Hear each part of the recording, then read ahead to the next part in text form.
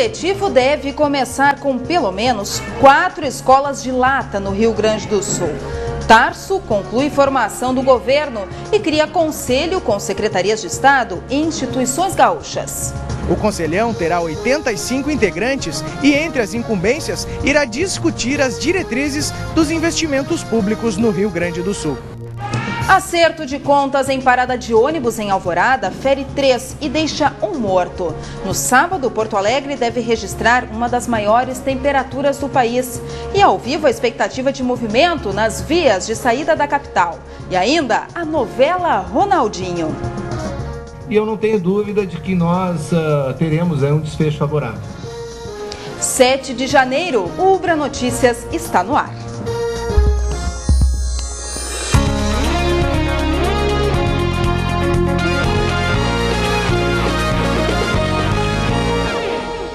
Boa noite. Um acerto de contas em plena parada de ônibus acabou com uma pessoa morta e 3 feridas. A execução ocorreu pela manhã em Alvorada. O crime ocorreu por volta das 7 horas da manhã no bairro Jardim Aparecida. Um homem conhecido como Feijão teria entrado em luta corporal com Náiser da Silva Gomes, de 27 anos, que foi morto a tiros. O jovem estava neste ponto de ônibus aguardando transporte para ir ao trabalho, quando começou a briga. Atingido pelos tiros, Náiser conseguiu correr até a próxima esquina para pedir socorro, mas acabou morto. Segundo informações de moradores, outras 4 pessoas que também estavam no local ficaram feridas. 2 homens e 2 mulheres foram encaminhados ao hospital de Alvorada. O atirador, que fugiu e ainda não foi encontrado, já tinha antecedentes por tráfico e homicídio. Abalado, o pai da vítima pede justiça. Queria que prender esse cara, sabe? Pagou pelos outros, por quem também não sei. Os bombeiros retomaram hoje as buscas pelo menino que desapareceu no Lago Guaíba, em Porto Alegre, ontem à tarde. A criança, de 11 anos, brincava com 2 amigos, próximo ao anfiteatro Pôr do Sol. Ela desapareceu nas águas durante a chuva que atingiu Porto Alegre na tarde de quinta.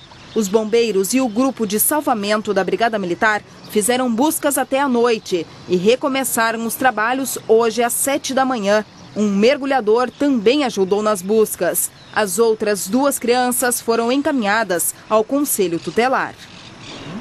O MEC anunciou a lista das cidades que vão receber verba para a construção de creches e quadras esportivas dentro do PAC 2 no Brasil em 2011. 25 cidades gaúchas vão ser contempladas. Porto Alegre e Pelotas vão receber o maior número de obras. As escolas de lata são uma medida paliativa encontrada pelo governo de Eda Crucis para suprir a falta de salas de aula no ensino público estadual. Essa alternativa era para ser temporária, porém, em 2 meses começa mais um ano letivo e alguns alunos devem continuar a estudar em contêineres. Na escola Coelho Neto, no bairro Bom Jesus, zona leste da capital, cerca de 400 alunos de 5ª a 8ª séries vão começar o ano tendo aula nas salas de lata. Eles já ocupam os contêineres há 2 anos. Vai ser mais uma decepção iniciar o ano letivo sem a sala nova. A questão é espaço físico, eles perderam, a gente ficou sem recreio, porque oferece riscos e a gente fica com medo. Então, as crianças estão eles aceitaram a ideia, foram parceiros com a escola, mas eles também estão sentindo falta do espaço deles, das coisas agradáveis que eles tinham. A diretora conta que a situação atrapalha a qualidade do ensino e a dinâmica das aulas. Porque é muito abafado também, o professor passa mal porque é muito quente, tem queda de pressão, assim como os alunos também. As aulas nas escolas de lata no inverno são muito frias e no verão quase que insuportáveis. A ex-governadora Eda Crucis prometeu no ano passado que no início deste ano letivo não haveriam mais essas escolas. Mas, conforme a Secretaria de Educação, as obras estão muito atrasadas e algumas escolas só ficarão prontas na metade deste ano. Hoje o governo se reuniu com representantes das empresas que executam as obras, com o objetivo de verificar possíveis alternativas para acelerar os trabalhos e eliminar as estruturas. Por enquanto, a garantia é de que das 7 unidades escolares que utilizam as salas de lata, 4 vão iniciar o ano letivo do mesmo jeito que no ano passado. Os alunos da Coelho Neto vão utilizar a estrutura pelo menos até junho. Nós estamos empenhados para, no menor prazo de tempo possível, poder afastar esta alternativa que foi encontrada como meio para abrigar alunos. No ano passado, a Secretaria de Direitos Humanos do Governo Federal elevou o status de um de seus órgãos e criou a Secretaria Nacional de Promoção dos Direitos das Pessoas com Deficiência. Com a chegada da gaúcha Maria do Rosário para ser ministra da pasta, Humberto Lipo, do Instituto de Acessibilidade da UBRA, passa a integrar o governo Dilma. Ele está ao vivo conosco. Boa noite, Humberto. Seja bem-vindo nos estúdios do UBRA Notícias. O que a sua experiência até agora, à frente do Instituto de Pesquisa e Acessibilidade da UBRA, o senhor vai levar para Brasília? Boa noite, Vanessa. Bem, eu acredito que a experiência mais importante é a da articulação, né? Ou seja, de desenvolvimento de políticas públicas articuladas, com transparência, com participação popular, né? Ouvindo todos os setores do movimento das pessoas com deficiência.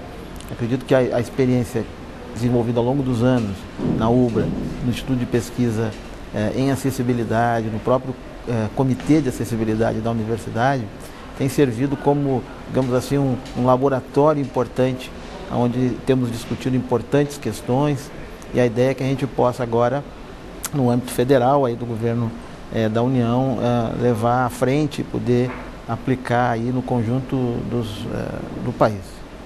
Tá certo. Humberto, eu vou pedir para o pessoal do áudio, da técnica, porque eu não estou conseguindo escutar direito a sua resposta, mas vamos para a próxima pergunta. Qual foi o principal avanço na legislação mundial com relação à acessibilidade? Bem, em 2006, a ONU aprovou a Convenção dos Direitos da Pessoa com Deficiência, atendendo a uma antiga reivindicação do movimento das pessoas com deficiência em nível mundial, que desde a promulgação da Declaração dos Direitos Humanos, lá em 1948, no pós-guerra, clamava por uma legislação abrangente, compreensiva, que desse conta das especificidades das pessoas com deficiência.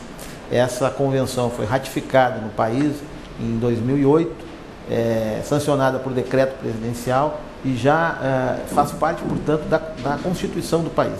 Ela é incorporada à Constituição do país à medida em que, dentro do novo regulamentação, ela é aprovada por uma maioria qualificada de 3/5. E isso, portanto, dá um status bastante importante a essa legislação. E pode-se dizer que hoje em dia no Brasil as pessoas portadoras de deficiência são bem assistidas pela lei?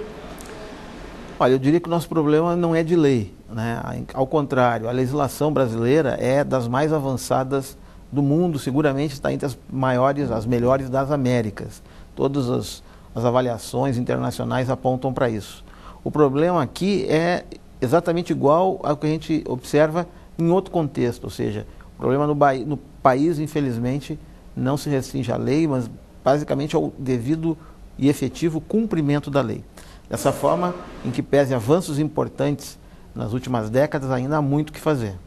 Certo. E a fiscalização com relação a esse cumprimento da lei? E se não há fiscalização, onde as pessoas podem reclamar ou pedir ajuda com relação a isso, ao cumprimento da lei? Bem, eu diria que o Ministério Público, né, seria, digamos assim, um canal privilegiado. Mas, da mesma forma, a população pode buscar junto à Prefeitura, quando se refere à questão da acessibilidade física do espaço construído, enfim, buscar os órgãos que, de alguma forma, discutem essa questão, né? Tanto no governo estadual quanto no governo dos municípios, né?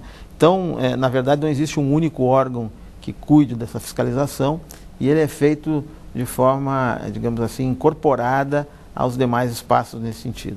Tá certo. Muito obrigado, Humberto. Eu desejo, eu e a equipe do UBRA Notícias, uma boa sorte para ti lá em Brasília. Uma boa noite para ti. Muito obrigado, boa noite.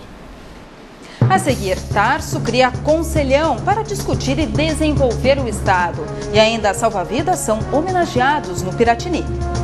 De 10 de janeiro a 11 de abril, os Correios estarão devolvendo o valor da taxa de inscrição aos candidatos ao concurso público dos Correios, que foi revogado.